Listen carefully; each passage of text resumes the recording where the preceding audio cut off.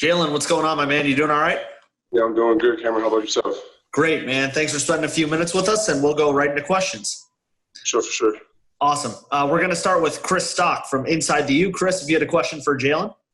Yeah, Jaelan, just starting, what was it like being out there? And then obviously you're able to make some plays, so how was it, making plays as well? Yeah, obviously, as you guys know, I haven't stepped on the field since November of 2018.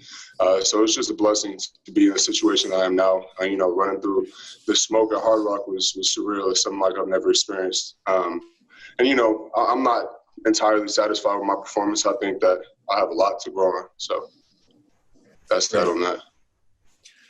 A reminder, please use the hand raise function when you have a question. And we're going to go to Matt Shodell at Kane Sport. Matt, if you had a question for Jaelan. Sure do. Hey, Jaelan. I wanted to ask you, I'm sure you started studying Louisville's film, and there's a lot to study. Whereas UAB threw a lot of quick passes to offset you guys, it seems like Louisville's whole modus operandi is a lot of zone run, and then they try to throw deep over the top. So do you see a lot of opportunities for the defensive ends to make plays? And also, how important is it for this defensive line to get pressure and disrupt things? Because it seems like if you guys don't do that, it could be a long day for you guys on defense. Yeah, Louisville, first and foremost, is a stretch team. That's kind of their bread and butter. That's what they like to run. So, like I said, first and foremost, we're going to have to stop that run because there is no defending the pass if they just can run the ball up our gut.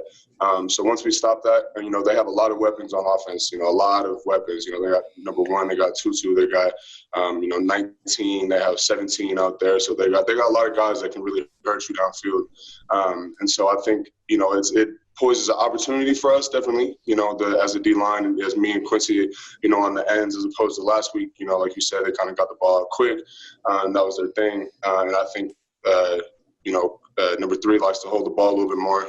But, like you said, they definitely have a lot of deep threats downfield, so it's going to be important for us to really get to him and give him pressure in his face. Jaelan, we're going to go to David Lake at 24/7 Sports. David, if you had a question for Jaelan.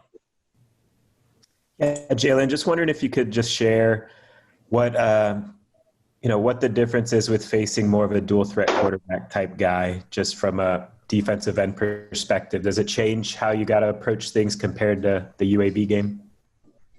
You have to kind of approach everybody with the same respect. You got to be disciplined in your assignments, and with the stretch, for example, on backside of the stretch, 3 likes to boot a lot more often than 17 did last week, and so I think that's something that you kind of have to honor, and having a dynamic quarterback definitely kind of puts you on edge and makes you respect the quarterback run a little bit more, but at the same time, 3 is really good passing the ball as well. And like I said, they have a lot of kind of deep play threats. And so, it's going to be an active game. Definitely going to have to get after them.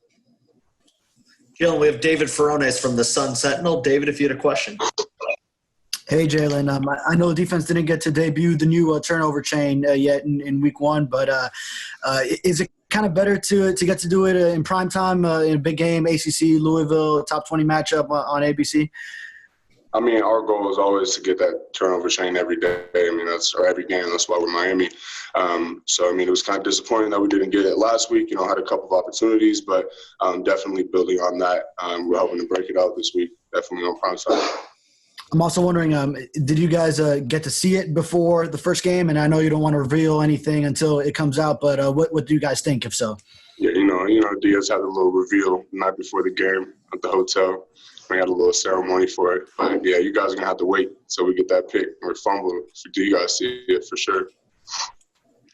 All right, Jaelan, we got time for a few more. We're going to go to Chris Perkins at Sports Illustrated. Chris, if you had a question for Jaelan.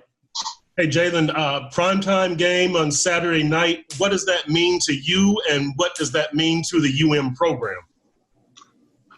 For us as a program, I think it would just be an opportunity to showcase our abilities on primetime. I think that coming off last season, we're kind of the underdogs. I know we're not supposed to read into it too much, but, I saw that, the over, I think, was over 2 scores, and we're like an 80% underdog or something like that. So, I think we're going to be able to come out there and shock a lot of people, and being able to do that on primetime television is an awesome situation, and for me personally, it's the same type of thing. Just, I have to kind of approach every day the same. Like, I'm not going to, let the primetime, catch me in the blinding lights, but, it's definitely a cool opportunity to showcase it. Jaelan, last but not least, we have Manny Navarro from The Athletic. Manny, if you had a question for Jaelan.